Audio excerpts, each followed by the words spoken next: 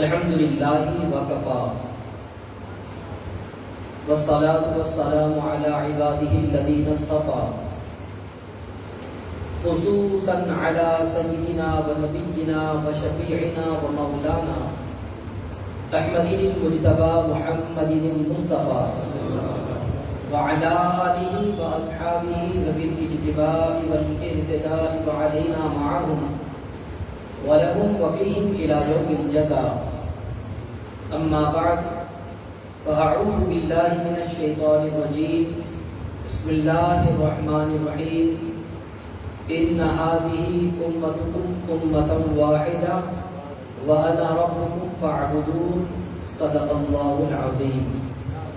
بڑے الصلاة والسلام علیک یا رسول اللہ.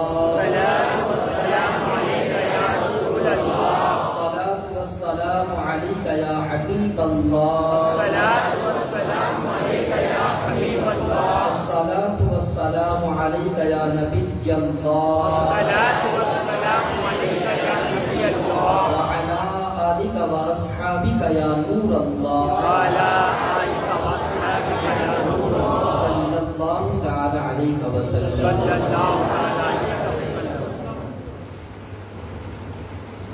محب گرامی حضرت مولانا حافظ القاری عبدالکریم نجمی صاحب قبلہ خطیب و امام مسجد ہذا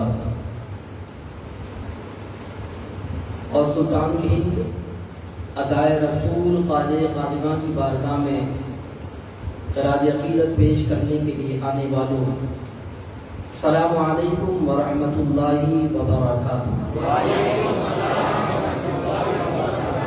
میں نے جس آیت کریمہ کی تلاوت کا شرف حاصل کیا، اللہ جل شانہ اس کے متعلق مجھے حق کہنے اور آپ سب کو حق سننے اور ہم تمام کو اس پر عمل کرنے کی توفیق رفیق عطا فرمائے.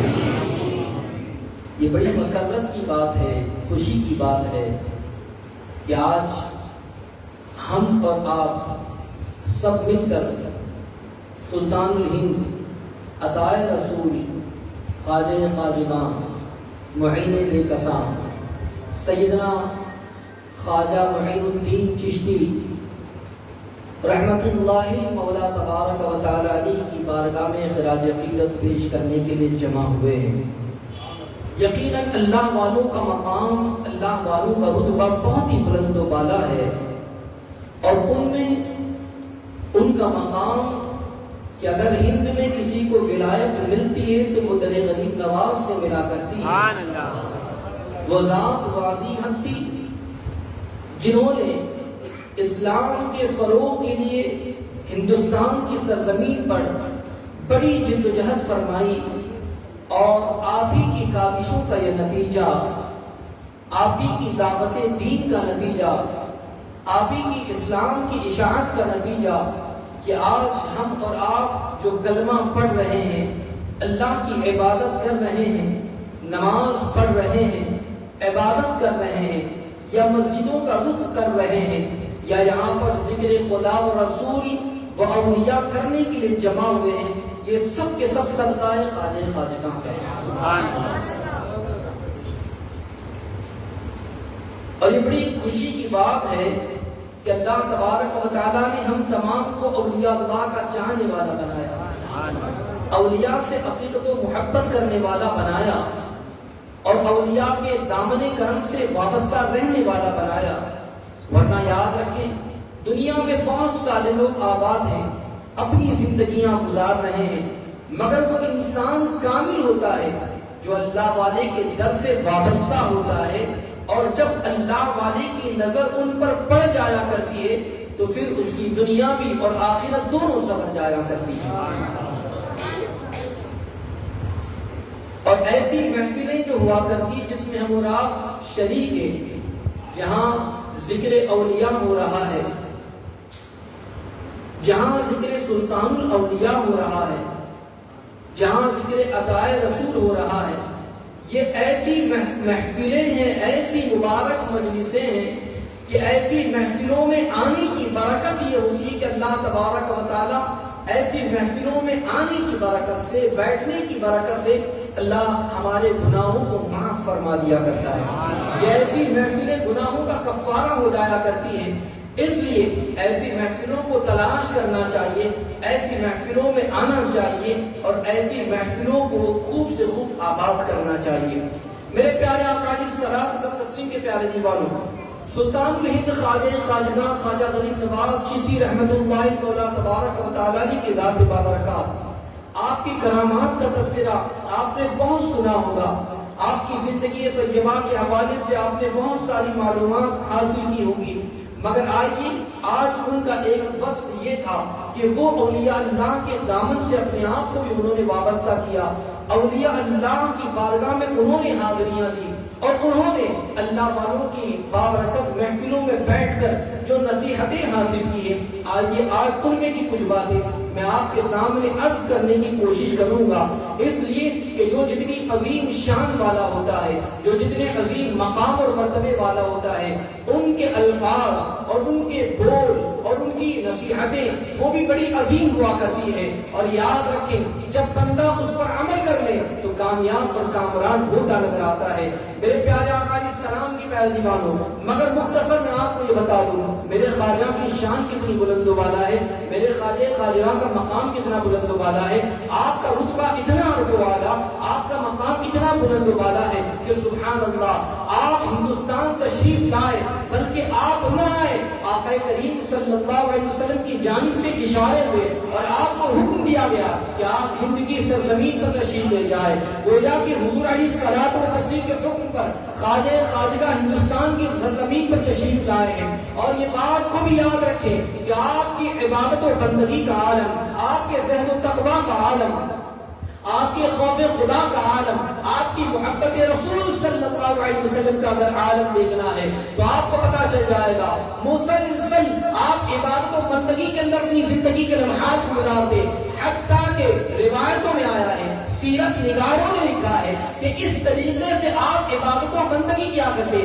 رات کے وقت جب بیٹھا کرتے عبادت کرنے کے لیے تو 70 سال کا ایسا عرصہ گزرا ہے کنٹینیو آپ کے پہلو زمین پر لگنے نہ پائے ہیں، گویا کہ اس طریقے سے آپ نے عبادت کی ہے، صرف اور صرف جم کر عبادت کی ہے، صرف اور صرف یاد الہی میں لگے رہے، بلکہ بہت سارے سیرت نگاروں نے یہاں تک کہ لکھا ہے کہ زیادہ تر آپ کی عشاء کی وضو سے فجر کی نماز آپ نے ادا فرمائی ہے، پوری رات اللہ کی عبادت کرتے، پوری رات ذکر میں لگا دیتے، پوری رات ذکر کرتے رہتے، اور اس طریقے سے آپ نے زندگی گزاری ہے۔ اور دن کا عالم اگر جاننا ہے تو آپ کو بتا دوں تاکہ آپ کو حیرت ہو جائے، صرف روزے پر اکتفا نہیں ہے، اگر میں کہوں کہ آپ روزہ رکھا کرتے، نہیں بلکہ آپ کے دن کی کیفیت کا عالم یہ تھا کہ 6 دن یا 7 دن تک مسلسل آپ روزہ رکھتے، 7 دن تک کا مسلسل ہوتا، اور پھر 7 دن کے بعد جب افطار کا وقت ہوتا، جب اس موقع پر افطار کے لیے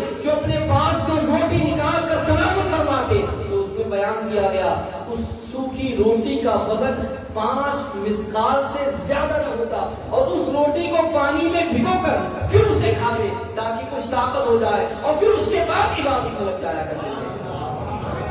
یہ خواجہ خواجہ کی زندگی ہے، یہ آپ کا زہد و تقویٰ ہے، یہ آپ کی عبادت ہے۔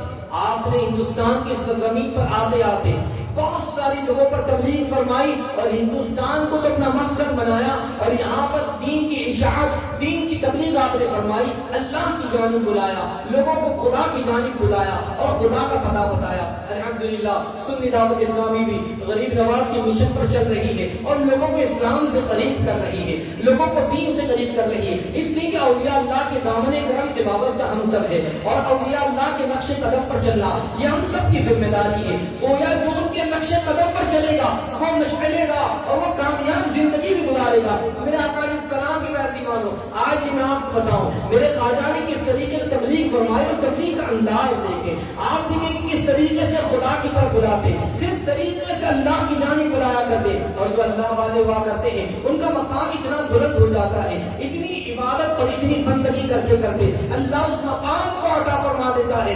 سبحان اللہ۔ میرے خواجہ جب ہندوستان تشریف لا رہے تھے آپ نے کیا دیکھا؟ کچھ لوگ ہیں جو آگ کی پوجا کر رہے ہیں، آگ کی پرستش کر رہے ہیں، آتش پرست ہے۔ اب دیکھو آگ کی پوجا کرنے والے، آگ کو اپنا خدا ماننے والے، آگ کے سامنے سجدہ کرنے والے، آگ کے سامنے حالا بنا بنا کر بیٹھنے والے، اسی کو خدا، اسی کو معبود ماننے والے، اللہ اکبر۔ جب میرے خواجہ نے دیکھا اور ان لوگوں کی حالت دیکھیے، آج ہم اپنے آپ کو مسلمان کہتے ہیں مگر میں مسلمان ہیں، اللہ اکبر۔ میں آپ کو بتانا چاہوں گا ان آتش پرستوں کی میں مثال دے کر آپ کو ایک بات بتانا چاہوں گا، ان کی کیفیت کیا تھی؟ ان کی کیفیت یہ تھی، اللہ اکبر، 6 دنوں تک ان کے ریاضت کا معاملہ، مجاہدے کا معاملہ، ان آگ کی پجاریوں کا معاملہ یہ تھا، اس طریقے کی ریاضت، اس طریقے کے مجاہدے کو کرتے اور کرتے کرتے وہ اتنے ماہر ہو گئے تھے، ان کا دل اتنا صاف ہو گیا تھا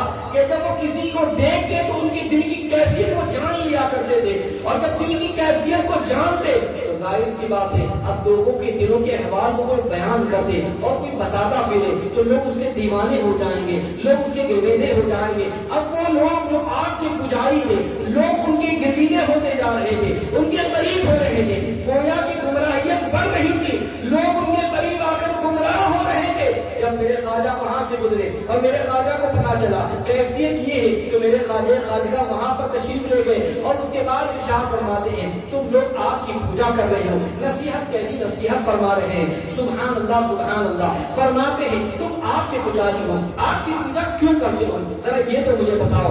آج اگر ہم کسی کو برائی کرتا دیکھتے ہیں، اگر کوئی شراب پی رہا ہے ہم اسے ڈائریکٹ کہتے ہیں شراب پیتے ہو، تمہیں یہ بات کس طریقے سے، کیا تمہیں پتا نہیں شراب نہیں پینا چاہیے؟ ڈائریکٹ اس کو اسی فیل پر ہم نے جا کر جوڑنا شروع کر دیا، یہ طریقہ غلط ہوتا ہے۔ اس طریقے پر عمل کرنے سے ہو سکتا ہے وہ شراب کی عادت نہ چھوڑے، کوئی گناہ کر رہا ہے، کوئی فلم دیکھنے جا رہا ہے، آپ اسے ڈائریکٹ جا کر کہو کہ تو فلم دیکھنے جاتا ہے، 4 گالیاں آپ نے دے دی، وہ فلم دیکھنا چھوڑے گا نہیں۔ آج کے میں آپ کو طریقہ بتاتا ہوں، میرے خواجہ نے کس انداز میں اصلاح فرمائی ہے۔ میرے خواجہ یہ نہیں کہتے ڈائریکٹ تم آگ کی پجاری ہو، آگ کی پوجا کرتے ہو، نہیں، بلکہ پہلا سوال میرے خواجہ نے فرمایا تم آگ کی پوجا کرتے کیوں کرتے ہو؟ سب سے پہلا سوال یہ ایسے ہی ہے کہ ہم اگر کسی کو کہے شرابی کو کہ تو شراب پیتا کیوں ہے تو وہ خود ہی سوچ میں لگ جاتا ہے تو غلط چیز ہے تو یہ کرنا ہی نہیں چاہیے۔ برائی کرنے والے تم گالی دیتے کیوں؟ اگر یہی نصیحت پر عمل کر لے تو وہ خود پانی پانی ہو جائے گا۔ سب سے پہلے میرے خواجہ نے سوال پوچھا تم آگ کی پوجا کرتے کیوں ہو؟ اب ان کا جواب سنیے، وہ پجاریوں کا جواب یہ تھا ہم اس لیے اس کی پوجا کرتے ہیں، اس لیے آگ کی عبادت کرتے ہیں تاکہ یہ دوزخ کے اندر ہمیں جلائے نہیں، ہم پوری زندگی اس کی عبادت کرتے رہے، پوری زندگی اس کو پوجتے رہے، پوری زندگی اسے سجدہ کرتے رہے۔ اب ظاہر سی بات ہے جب اتنا اس کو پوجا، اتنا اس کو مانا تو اب جہنم کے اندر یہ ہمیں جلائے گی نہیں، یہ ہمیں تکلیف نہیں دے گی، یہ ہمیں اذیت نہیں پہنچائیں گی۔ اللہ اکبر۔ میرے خواجہ نے جب ان کے اس جواب کو سنا اب اس کے بعد نصیحت کر رہے ہیں، اب سنو کیسی نصیحت کر رہے ہیں۔ میرے خواجہ ارشاد فرماتے اچھا ایسی بات ہے تم اس لیے پوچھ رہے ہو تاکہ وہ تمہیں وہاں نہ جلائے، تم نے بہت عرصہ تک اس کی عبادت کی ہے، اس کی بندگی کی ہے، اسے سجدہ کیا ہے، اسے پوجا ہے، کتنی لکڑیاں اس کو نذر کی ہے۔ میں تم سے کہنا چاہتا ہوں سنو اگر تھوڑی دیر کے لیے ایک بات یاد رکھو، تم اس کو اتنا مانتے ہو، اس کی اتنی عبادت کرتے ہو، ذرا اپنا ہاتھ تو اس کے اندر ڈالو، ذرا دیکھے تو صحیح ابھی کچھ کرتی ہے یا نہیں کرتی، تمہیں تکلیف پہنچاتی ہے یا نہیں پہنچاتی۔ وہ کہنے لگے یہ آپ کیسی بات کر رہے ہیں، آگ کا کام ہے جلانا، اگر ہم نے اس میں ہاتھ ڈال دیا تو گویا کہ اس کا کام ہے جلانا، ہمارا ہاتھ جل جائے گا، ہمارے ہاتھوں کو تکلیف ہو جائے گی۔ اللہ اکبر۔ میرے خواجہ فرماتے ہیں میں تم سے کہتا ہوں، اب فرما رہے میں تم سے کہتا ہوں اس آگ کو نہ پوجو، اس لیے کہ تم خود کہہ رہے ہو آگ کا کام جلانا ہے، اگر تم ہاتھ ڈالو گے تو ہاتھ جل جائے گا۔ میں تم سے کہتا ہوں اس رب کی عبادت کرو جس نے آگ کو پیدا فرمایا ہے۔ آگ اپنی مرضی سے کوئی کام نہیں کرتی بلکہ اس خدا کی مرضی پر کام کرتی ہے۔ میں اسی رب کی عبادت کرتا ہوں اور تمہیں بھی اس کی دعوت دیتا ہوں، تم بھی آؤ اس رب کو سجدہ کرو، تم بھی آؤ اس رب کی بندگی کرو، تم بھی آؤ اس رب کی عبادت کرو جس نے آپ کو پیدا کیا۔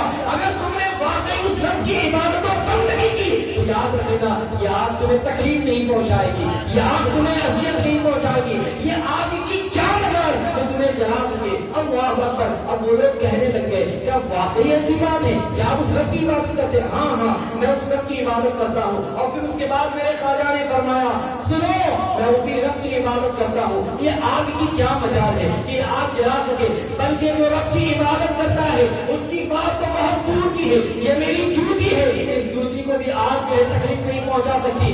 یہ کہہ کر میرے خواجہ نے اپنی جوتی کو نکالا اور اس آگ میں ڈال دیا۔ اللہ اکبر۔ وہ آگ کے پجاری دیکھ کر حیران ہے، کافی دیر تک خواجہ خواجگاں کی جوتی آگ کے اندر موجود رہی، مگر اسے بالکل بھی جو ہے اسے بالکل بھی تکلیف نہ آنے پائی، گویا کہ وہ جوتی کو اذیت تک نہ پہنچا سکی۔ جب اس عظیم کرامت کو دیکھا تو وہ لوگ سب کے سب خواجہ خواجگاں کے قدموں میں گر گئے اور آنے کے بعد کہنے لگے اے خواجہ، اے اللہ والے، آپ کی شان کتنی بلند و بالا ہے، جب یہ آگ آپ کی جوتی کو جلا نہیں سکتی تو پھر آپ کو تکلیف کیسے پہنچا سکتی ہے؟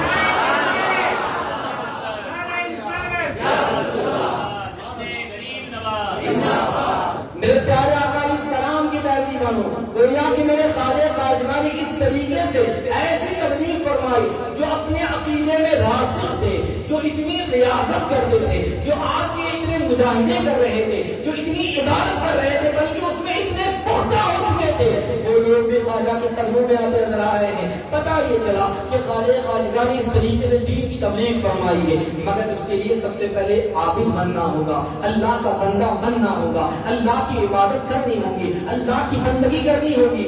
آج ہماری کیفیت کیا ہے؟ آج ہمارا عالم کیا ہے؟ آج تو ہم نمازوں کو چھوڑے بیٹھے ہیں، آج تو ہماری زندگی اس انداز سے گزر رہی ہے کہ عبادت، بندگی، مسجد، یہ سب سے ہمارا کیا تعلق ہے؟ لاک ڈاؤن تھا تو مجھے یاد ہے، جب لاک ڈاؤن تھا تو اس موقع پر لوگ جمعہ کے دن وقت سے پہلے آ جاتے ہیں، امام صاحب ذرا مسجد میں لے لیجیے 11 بجے 10 بجے، تاکہ نماز کا وقت ہوگا تو لوگ گیٹ بند ہے۔ یہ مجھے اچھی طریقے سے یاد ہے، جمعہ کے وقت 2-2 3-3 4-4 گھنٹے پہلے آنے والے۔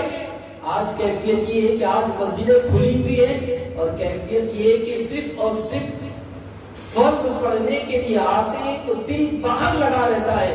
جہاں امام صاحب نے سلام پھیرا کہ پتہ نہیں کیا کام آیا کہ فوراً باہر نکل گئے، مسجد میں دل نہیں لگتا ہے، عبادت میں لطف نہیں آتا ہے، عبادت میں مزہ نہیں آتا ہے، چاشنی نہیں آتی ہے، مسجد میں بیٹھنے کو دل نہیں چاہتا ہے۔ آج یہ ہماری کیفیت ہو گئی ہے، اور پھر اس کے بعد ہم تکلیفوں کی شکایت کرتے ہیں، اذیتوں کی شکایت کرتے ہیں۔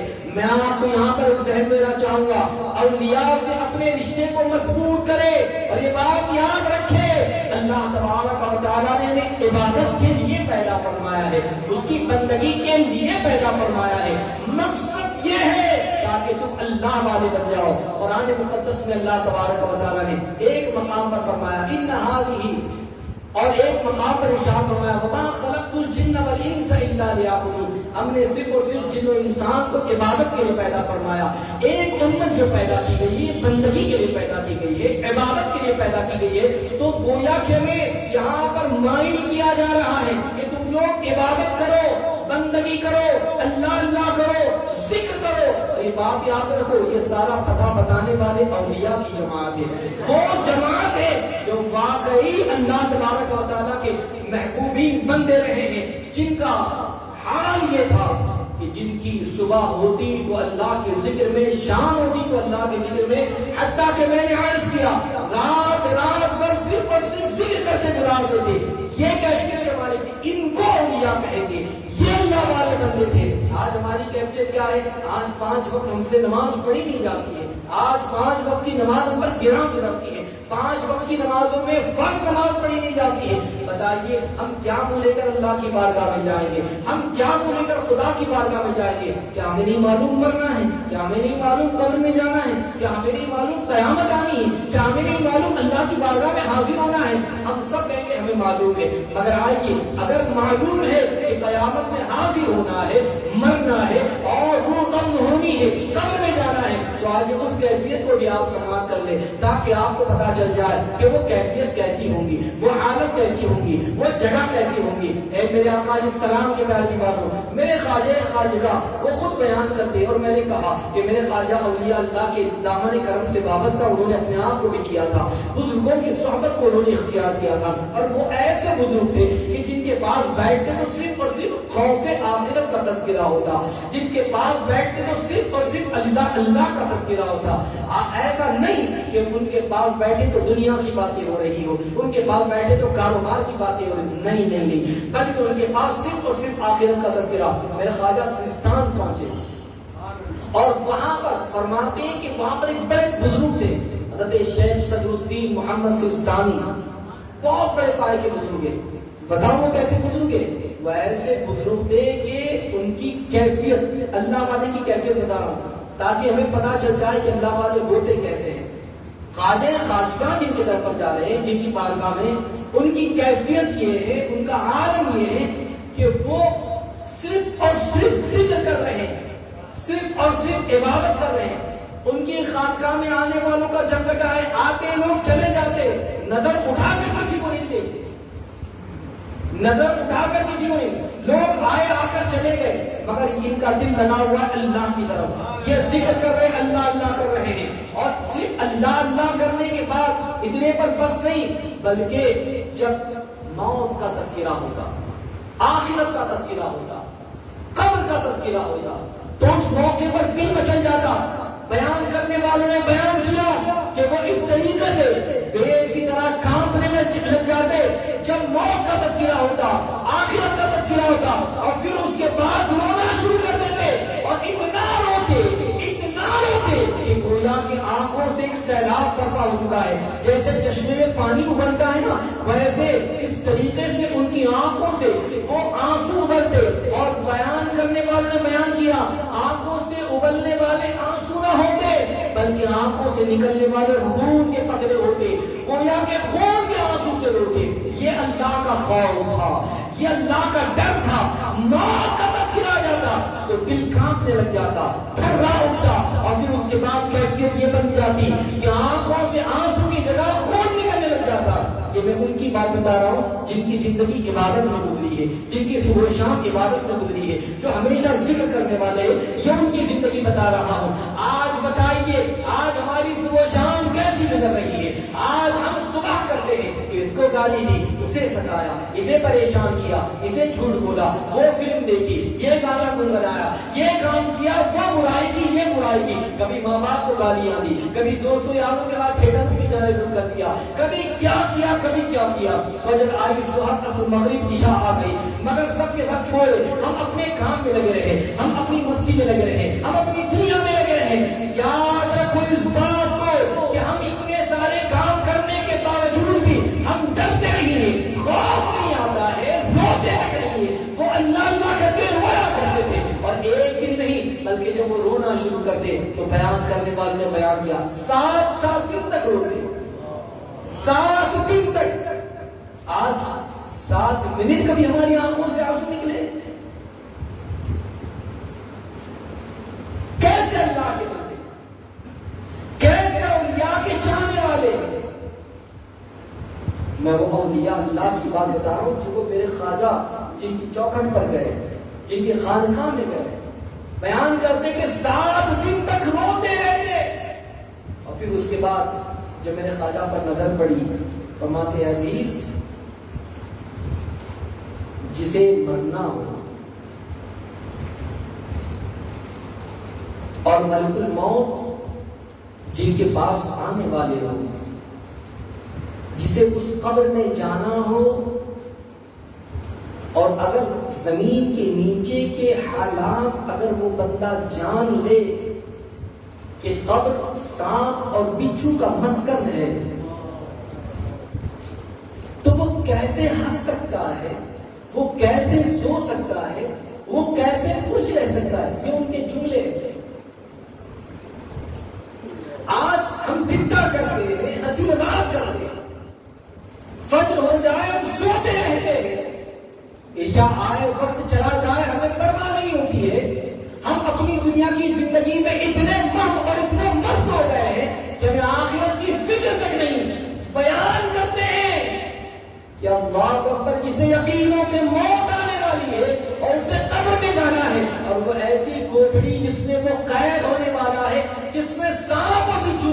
رہے, بتاؤ کیسے خوش رہ سکتا ہے. اللہ پر میرے خواجہ خواجہ کو یہ بیان کرتے ہوئے پھر رونے شروع کر دیتے ہیں, رونا شروع کر دیتے ہیں, رونا شروع کر دیتے ہیں. اور اس کے بعد کہتے ہیں, میرے خواجہ سے بیان کرتے ہیں, اے عزیز سنو, 30 سال پہلے کی میں تمہیں ایک بات بتا رہا ہوں جو میرے خواجہ کو انہوں نے بتائی تھی.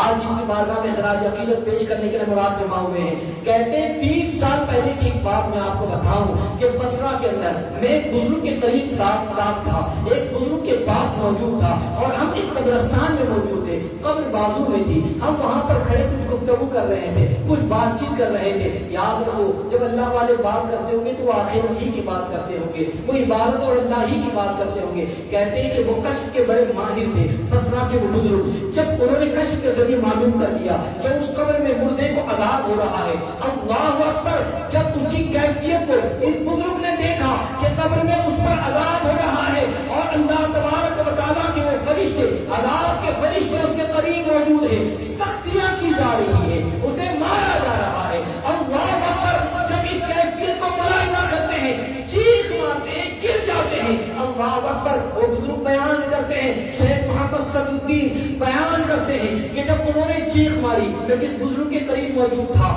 اللہ اکبر, جب چیخ ماری میں ان کے قریب گیا اور ان کو میں پکڑ لیا تاکہ دیکھوں تو صحیح. جب میں ان کے قریب گیا, میں نے ان کو پکڑا تو کیا دیکھا کہ ان کی روح تو قبر سے اسی سے پرواز کر چکی ہے, ان کا دم نکل چکا ہے. یہ آخرت, یہ قبر کے اندر کی کیفیت اگر معلوم ہو جائے تو انسان دنیا میں رہ نہ سکے. یہ کیفیت ہے, یہ اللہ والے کا عالم ہے. دیکھا روح کب ہو گئی, روح پرواز کر گئی. اور پھر فرماتے شیخ صدر الدین کہ اس کے بعد وہ زمین پر جیسے ہی ان کو رکھا گیا, بس میں دیکھتا رہا, تھوڑی ہی دیر کیا گزری تھی کہ ان کا پورا جسم پانی پانی بن گیا, اور پانی پانی بن کر بہ گیا, گویا ان کا جسم تھا ہی, پورا جسم بہ گیا, پانی پانی ہو کر ختم ہو گیا. یہ کیا ہے؟ یہ قبر کی مناظر کو دیکھنے کے بعد کی کیفیت ہے, یہ آخرت کو دیکھنے کی بعد کی کیفیت ہے. اس کے بعد کہتے ہیں, اے عزیز, دنیا سے دل نہ لگانا. خواجہ معین الدین چشتی سے کہتے ہیں, اے عزیز, یہ نصیحت کرنے کے بعد, اپنی زندگی کے اس واقعے کو دیکھنے کے بعد, اپنی آنکھوں سے مشاہدہ کرنے کے بعد کہتے ہیں, اے عزیز, دنیا سے دل نہ لگانا, اس لیے کہ اگر کوئی یہ جانتا ہو کہ اسے موت آنی ہے, اور اگر اس کو یہ معلوم ہے کہ قبر میں جانا ہے, تو یاد رکھو وہ انسان اس طریقے سے اس کا جسم پگھل جائے گا جیسے نمک کو پانی میں ڈالا جائے تو نمک پگھل جاتا ہے. اب میں یہاں پر آپ کو بتانا چاہتا ہوں کچھ باتیں, یہاں پر رہ کر میں آپ کو بتانا چاہتا ہوں. آج ہم سب یہاں پر جمع ہوئے, ایک پیغام لے کر جائیں, ایک میسج لے کر جائیں. خواجہ خواجگاں کی زندگی کے اس حالات, اس واقعے کو سننے کے بعد جو آپ کی جو نصیحتیں ہیں, اس نصیحت کو اپنے دامن میں گرہ باندھ کر رکھ لیں. اس بات کو یاد رکھیں کہ یہ دنیا کی زندگی فانی زندگی ہے. آقا کریم صلی اللہ تعالی علیہ وسلم نے ارشاد فرمایا, جس کا مفہوم ہے کہ موت کو یاد کرو, موت کو یاد کرو, موت کو یاد کرو. اس لیے کہ دل میں گناہ کرتے کرتے جس طریقے سے لوہے کو زنگ لگتا ہے نا, ویسے گناہ کرتے کرتے دل بھی سیاہ ہو جاتا ہے. جب تھوڑا گناہ کیا تو تھوڑا کالا, پھر کالا, گویا کہ کرتے کرتے دل پورا سیاہ ہو جاتا ہے. اب اگر کوئی بلائے, بھائی ہفتہ واری اجتماع اتوار کے مغرب بعد یہاں ہوتا ہے, دل مائل نہیں ہوگا. کیوں نہیں ہوگا؟ اس لیے کہ دل سیاہ ہو چکا ہے. مارکیٹ میں 1 گھنٹہ کھڑا ہو, ہم کھڑے رہ سکتے ہیں. گپ شپ کرنا ہو, ہم کر سکتے ہیں. نماز کے لیے مؤذن اذان دیتا ہے, حی علی الصلاۃ حی علی الفلاح کی صدائیں بلند کرتا ہے. وقت نہیں ہے کیونکہ دل مائل نہیں ہو رہا ہے. مگر ہاں, وہی کام کوئی گپ شپ کا کام کرنا ہو, کھیل کود کا کام کرنا ہو, دل اس طرف مائل ہوگا. دل سیاہ ہو گیا ہے. اگر واقعی یہ بیماری ہے اور واقعی ہم سب کے حالات ایسے ہو چکے ہیں, دل مسجد کی طرف نہیں لگتا, دل عبادت کی طرف نہیں لگتا. حالانکہ قرآن کہتا ہے, الا بذکر اللہ تطمئن القلوب, دلوں کا اگر چین چاہتے ہو تو اللہ ہی کے ذکر میں ہے, مگر اللہ کے ذکر کرنے کو دل نہیں چاہتا ہے. اب کریں تو کیا کریں؟ تو میرا آقا علیہ السلام نے فرمایا, کثرت سے موت کو یاد کرو اور قرآن کی تلاوت کرو. جس طریقے لوہے کو زنگ لگتا ہے تو آگ میں ڈالا جائے تو زنگ ختم ہوتا ہے. اسی طریقے سے اگر دل میں زنگ لگ جائے تو قرآن کی تلاوت اور کثرت سے موت کو یاد کرو, دل کی سیاہی اور دل کا سیاہ پن ختم ہو جائے گا, گناہ ختم ہو جائے گی, گناہ کی سیاہی ختم ہو جائے گی, دل جو ہے منور ہو جائے گا, دل روشن ہو جائے گا. اور جب دل روشن ہوگا اللہ کے نور سے, پھر عبادت کی طرف دل مائل ہوگا, نماز کی طرف دل مائل ہوگا, بندگی کی طرف دل مائل ہوگا, اللہ کرنے کی طرف دل مائل ہوگا. اس بات کو یاد رکھو. آج قبرستان بھی ہم چلے جاتے ہیں, وہ لوگ تو ایسے تھے کہ قبر کے پاس کھڑے ہو کر چیخ مارتے ہیں, روح نکل جاتی تھی. آج قبرستان کے پاس مسلمان جاتا ہے ٹھیک ٹھاک کرتا ہے. قبرستان کے بعد ہم نے بہت ساروں کو دیکھا جو قبرستان میں بیٹھے بیٹھے تاش کے پتے کھیلتے ہیں. قبرستان قبر کے پاس کھڑے کھڑے جو ہے وہ گپ شپ کرتے ہیں, محفلیں سجاتے ہیں, گویا کہ وہ یہ تصور کر رہے ہیں کہ دنیا کی زندگی جس میں ان کو ہمیشہ رہنا ہے, یہ محل, یہ بنگلہ, یہ آسائش کے سامان, یہ ساری کی ساری چیزیں یاد رکھو یہ کسی کے لیے ہمیشہ نہیں. بلکہ بہت قریب کی بات بتا دوں, اگر آپ کووڈ-19 اور ہر ایک شخص نے اسے بہت قریب سے دیکھا ہے نا ہم نے, اگر آپ نے قریب سے دیکھا, ہم نے قریب سے دیکھا ہے, آپ بتائیے کیا کیفیت تھی. بلکہ ابھی بھی معاملات باقی ہیں, لوگ ڈرے پہ ہیں, سہمے پہ. کیا کیفیت تھی؟ کوئی کسی سے مسافر نہیں کر رہا ہے, کوئی کسی کے بازو میں نہیں آ رہا ہے, کوئی کسی کے قریب نہیں جا رہا ہے. وجہ کیا ہے؟ وجہ یہ ہے ارے ہو سکتا ہے اس کو یہ وائرس ہو, مجھے نہ لگ جائے. کوئی چھینک کیا تو ہر کوئی اسے دیکھنے کے لیے پیچھے مڑ رہا ہے, ڈاکٹر ہاتھ نہیں لگا. بلکہ اللہ حفاظت فرمائے. میں تو اس چیز کی گواہی دوں گا, مسجد میں کھڑے ہو کر آپ کو, مسجد میں بیٹھ کر آپ کو بتا رہا ہوں, میں اس کے جنازے میں نے اس جنازے کو پڑھایا. ایسے کووڈ کے اندر کئی جنازے ہوئے. ایک مرتبہ مجھے کہا کہ ایک جنازہ ہے, ذرا چلے پڑھانا ہے. میں نے کہا ٹھیک ہے چلے چلتے ہیں. قبرستان کے قریب پہنچے اور پھر اس کے بعد پورا اپنے آپ کو کور کر کے جب وہاں پر پہنچے, جنازے کو کاندھا دینے کے لیے بھی کوئی آگے آنے کے لیے تیار نہیں ہے. حالانکہ اس کی بڑی فضیلت ثواب ہے, کوئی قریب جانے کے لیے تیار نہیں ہے, جنازے کو کاندھا دینے کے لیے تیار نہیں. خیر ہاسپٹل کے کچھ لوگ تھے, آنے کے بعد آگے رکھا. میں نے کہا کہ ٹھیک ہے نماز پڑھانی ہے, آپ لوگ آ جائیں. اتنے دور دور کھڑے ہیں, اتنے دور دور کھڑے ہیں کہ پتہ نہیں کیا ہو جائے گا. خیر نماز ہوئی. نماز ہونے کے بعد دفن کرنے کا معاملہ آیا. کوئی دفن کرنے کے لیے آگے نہیں بڑھ رہا ہے, قبر کے اندر ڈالے. اور بتاؤں میں آپ کو, آپ حیرت کریں گے یا تو تعجب کریں گے. شریک ہونے والے کون تھے؟ اس کی سگی اولاد, اس عورت کے بیٹے موجود تھے. اس عورت کے خاتون کا جنازہ تھا, اس عورت کے بیٹے موجود تھے, اس کی سگی اولاد موجود تھی. ماں کو ہاتھ لگانے بلکہ بہت لان و تان کیا تو چہرہ دیکھنے آیا, وہ چہرہ دیکھنے نہیں آ رہا تھا. یہ مسجد میں بیٹھ کر بتا رہا ہوں. بلکہ میں نے تو یہاں تک یہ سنا کہ انہوں نے کہہ دیا تھا ہاسپٹل والوں کو, آپ لوگ جاؤ جا کے دفن کر دو.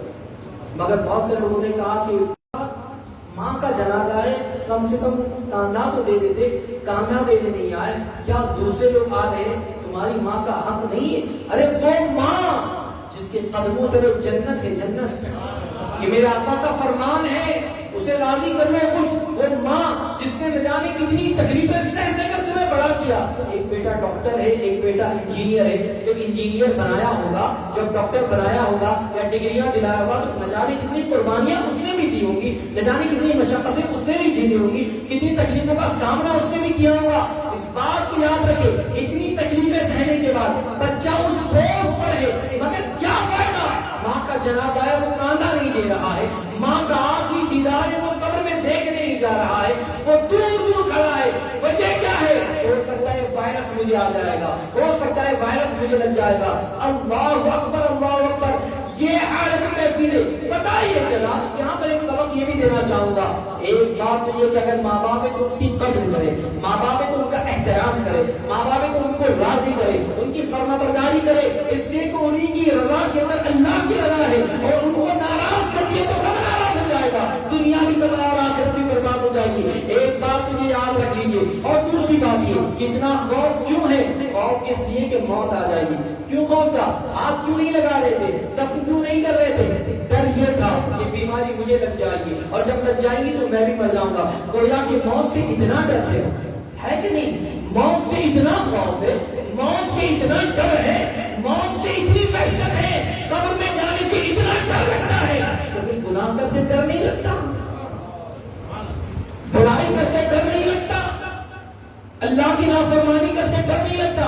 ارے آج اگر تکلیف پہنچ جائے، ہو سکتا ہے 4 دوست آ جائیں گے بچانے کے لیے، کچھ ضرورت ہو جائے تو ماں باپ آ جائیں گے، بھائی آ جائے گا، رشتہ دار آ جائیں گے، مگر وہ قبر کی وادی ہے جہاں کوئی ساتھ نہیں آئے گا، وہاں اگر کوئی کام آئے گا تو تمہارے اعمال کام آئیں گے، اللہ اور اس کے رسول کی عبادتیں کام آئیں گے۔ کہاں جا رہے ہیں؟ آج کیا کیفیت ہماری بن گئی ہے؟ اس لیے میں آپ تمام اعزاز سے گزارش کروں گا، عاشقان خواجہ خواجگاں سے گزارش کروں گا کہ آج کے بعد اپنی زندگی کو تبدیل کریں، اپنی اصلاح کریں، اپنے آپ کو سدھارنے کی کوشش کریں۔ میرے خواجہ کی کرامتیں بہت زیادہ ہیں، میرے خواجہ کی شان آپ کے کہنے پر اونٹ بیٹھ جائے، آپ کے کہنے پر پورا ساگر کاسے میں آ جائے، آپ کے کہنے پر نہ جانے کیا سے کیا ہو جائے، مگر یہ ساری چیزیں آپ نے سن رکھی ہے۔ مگر آج میں آپ کو بتانا چاہوں گا، میرے خواجہ کی یہ نصیحت ہے کہ موت کو یاد کرو، اس قبر میں جانا ہے، اس کو یاد کرو۔ اور الحمدللہ یہ آپ کو یہ بھی بتا دوں کہ یہاں پر ہر اتوار کو اجتماع ہوتا ہے مغرب کی نماز کے بعد، سنی دعوت اسلامی کا، ماشاءاللہ آپ لوگ آتے ہیں، مگر میں اب کہنا چاہوں گا کہ جتنے لوگ آئے ہیں آئندہ ہفتے اتنے حضرات اور دوسرے کو بھی لے کر آئیں۔ وجہ کیا ہے؟ دیکھیں، مولانا عبد الکریم صاحب یہاں پر موجود ہیں، وہ نصیحت کرتے ہیں، ہمارے علماء مبلغین جو بھی یہاں پر موجود ہیں، اپنے اپنے اعتبار سے لوگ تبلیغ کا کام کرتے ہیں، دین کا کام کرتے ہیں، لوگوں کو اللہ کی طرف بلاتے ہیں۔ یہ ذمہ داری آپ کی بھی ہے، ہماری بھی ذمہ داری ہے، آپ کی بھی ذمہ داری ہے۔ وہ کیسے ہے؟ یہ ذمہ داری ہماری کیسے ہے؟ جیسے آپ نے کسی کو دیکھا کہ کوئی گانا گا رہا ہے، اب مسجد کے امام صاحب تو اس کے گھر نہیں جائیں گے بولنے کے لیے کہ بھائی آپ گانا گا رہے ہیں، آپ نے سنا، آپ نے دیکھا، تو ذمہ داری کس کی ہے؟ آپ ہی کی ذمہ داری ہے نا۔ کیوں؟ اللہ فرماتا ہے کنتم خیر امۃ اخرجت للناس تأمرون بالمعروف وتنہون عن المنکر وتؤمنون باللہ، تم بہترین امت ہو۔ یہ شرف، یہ اعزاز، یہ تعریفی جملے کس کے لیے ہے؟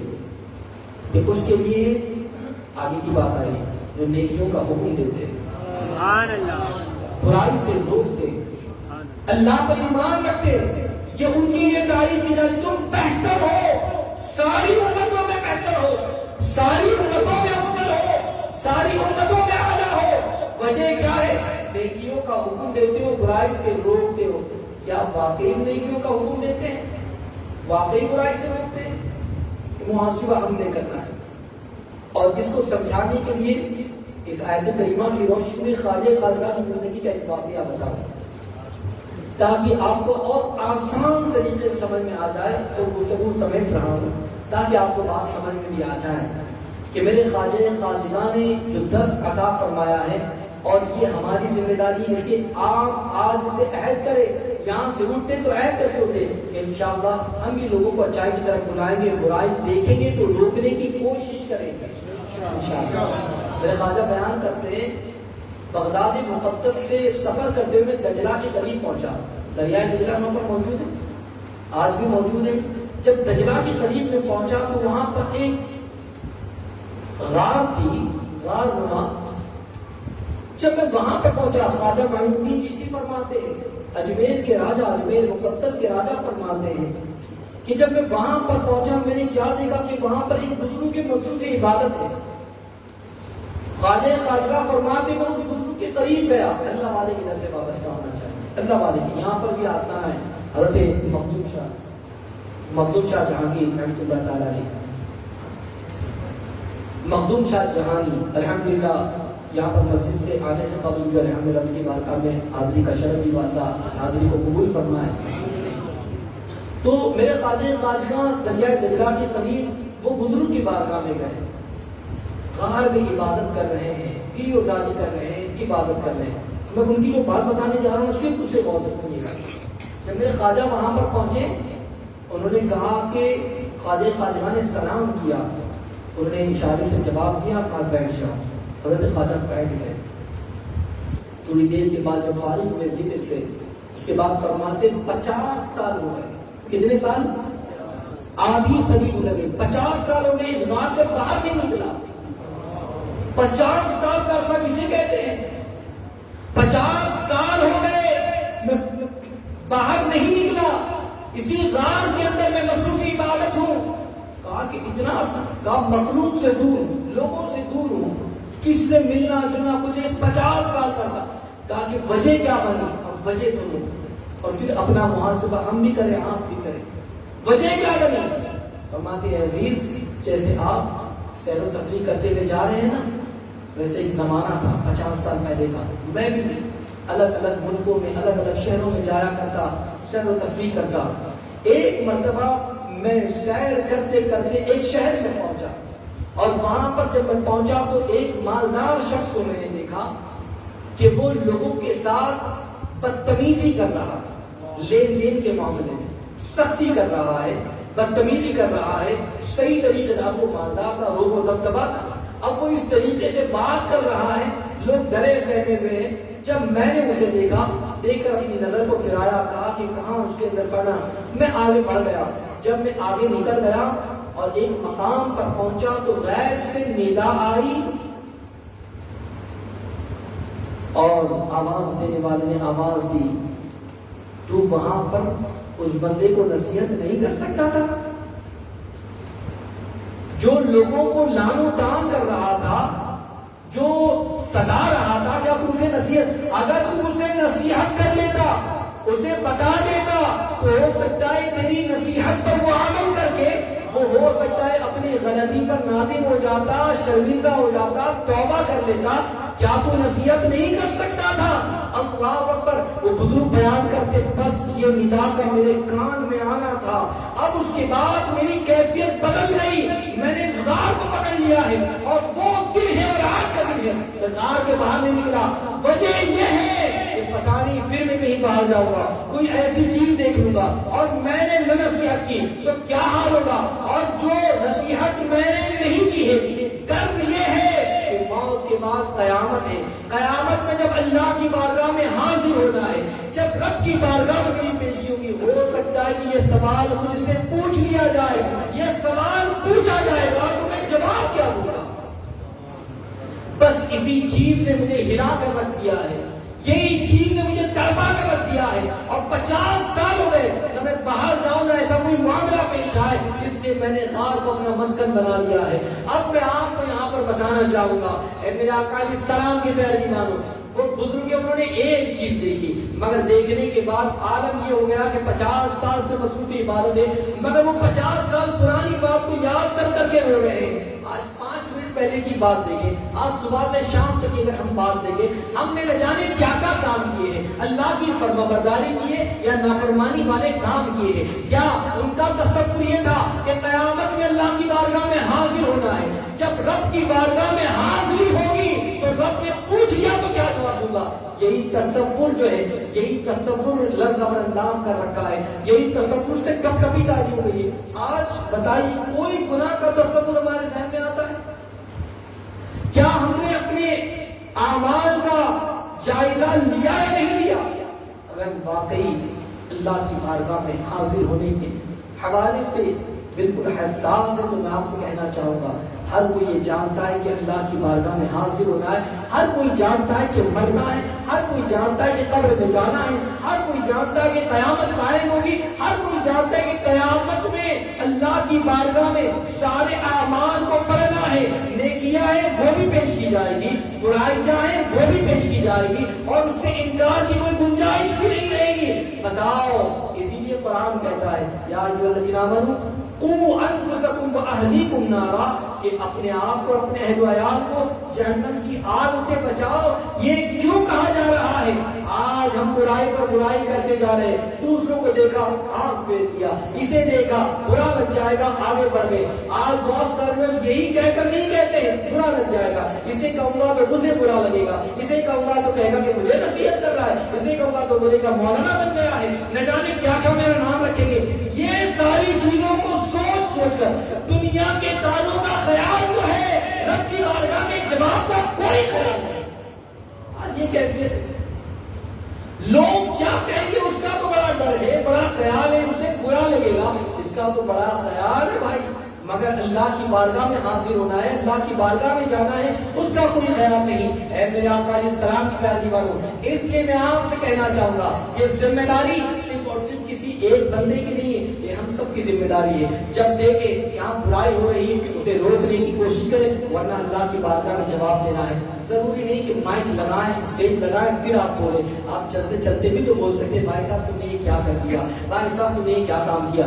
گویا کہ آپ نصیحت کرنا ہے تو آپ اس انداز سے بھی کر سکتے ہیں، اس لیے خود بھی نیکی کریں، دوسروں کو نیکی کی طرف بلائیں، خود بھی برائی سے رکے، دوسروں کو برائی سے روکنے کی کوشش کریں۔ میرے پیارے آقا علیہ الصلوۃ والتسلیم کے پیارے دیوانوں، اسی لیے محفلیں منعقد کی جاتی ہے، اجتماعات بھی اسی لیے منعقد کیے جا رہے ہیں تاکہ ہم اپنے آپ کو برائی سے روکیں، تاکہ ہم اپنے آپ کو اچھائی کی طرف مائل کریں، تاکہ ہم بھی خود نیکیاں کریں اور لوگوں کو نیکیوں کی طرف بلائیں، خود برائی سے رکیں اور لوگوں کو برائی سے روکنے کی کوشش کریں۔ اسی لیے حکم دیا گیا اپنے آپ کو جہنم کی آگ سے بچاؤ، اپنے اہل و عیال کو عذاب سے بچاؤ۔ وجہ یہ ہے کہ ایک انسان سب سے پہلے شروعات اپنے گھر سے کرے۔ دیکھیں یہاں اس کی بیوی نماز نہیں پڑھتی، اچھے محبت بھرے لہجے میں اسے بھی بتائے، بیٹے نماز نہیں پڑھتے اسے بھی تعلیم دے، بچیاں نماز نہیں پڑھتی اسے بھی تعلیم دے، صرف نماز ہی کی بات نہیں کرتا، ہر خیر کی تعلیم دے، ہر اچھائی کی طرف قائل کرے، ہر برائی سے روکنے کی کوشش کرے۔ جب یہ کام ہم نے شروع کیا تو یاد رکھ لینا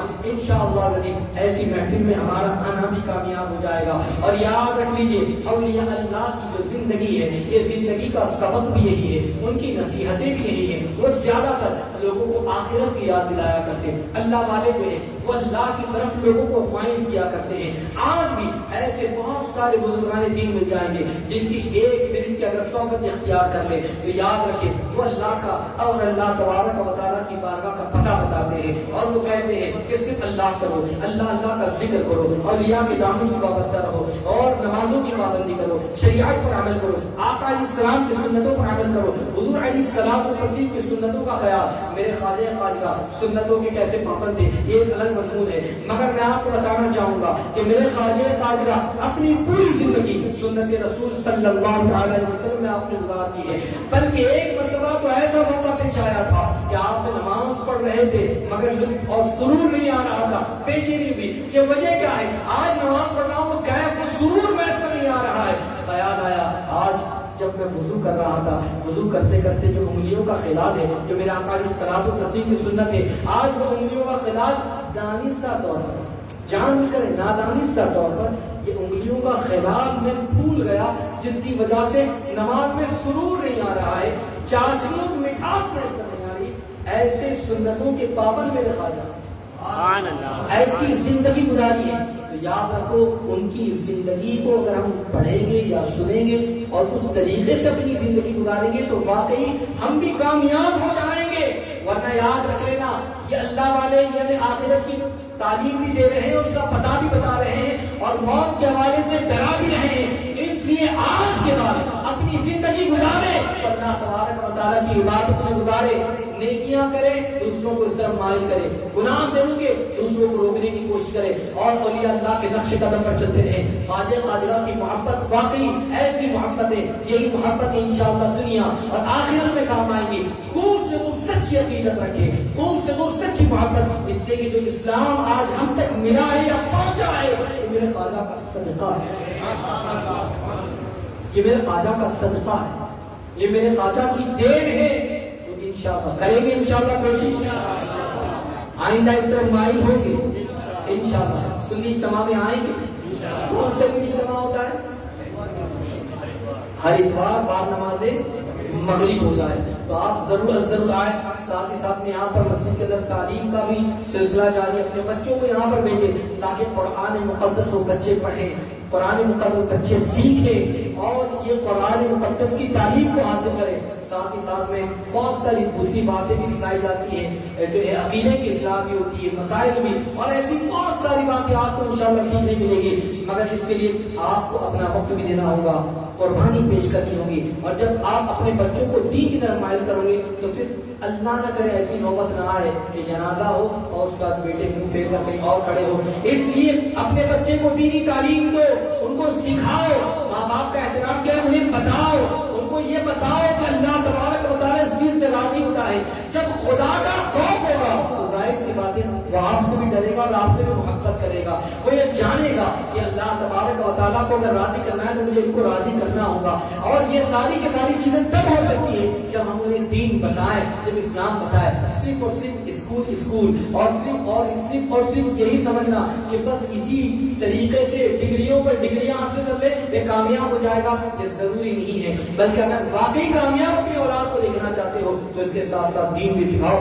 اللہ تبارک و تعالیٰ ہم تمام کو عمل کی توفیق عطا فرمائے. اللہ تبارک و تعالیٰ ہم تمام کو خواجہ خواجہ کے نقش قدم پر چلنے کی توفیق عطا فرمائے. مولا تبارک و تعالیٰ ہم تمام کو خواجہ خواجہ کا صدقہ عطا فرمائے, بلکہ ہماری آنے والی نسلوں کو عطا فرمائے اور اولیاء اللہ سے محبت کی توفیق عطا فرمائے. مولا تبارک و تعالیٰ موت کو یاد کرنے اور اس کی تجاری کرنے کی توفیق عطا فرمائے. ایمان پر خاتمہ نصیب فرمائے. میں نے جو کچھ کہا اس میں کچھ غلطی ہو اللہ اپنے حبیب کے نام کریمین کے صدقے میں معاف فرمائے. استغفر اللہ العظیم الذی لا الہ الا هو الحی القیوم واتوب الیہ وما علینا الا البلاغ المبین. السلام علیکم ورحمۃ اللہ وبرکاتہ.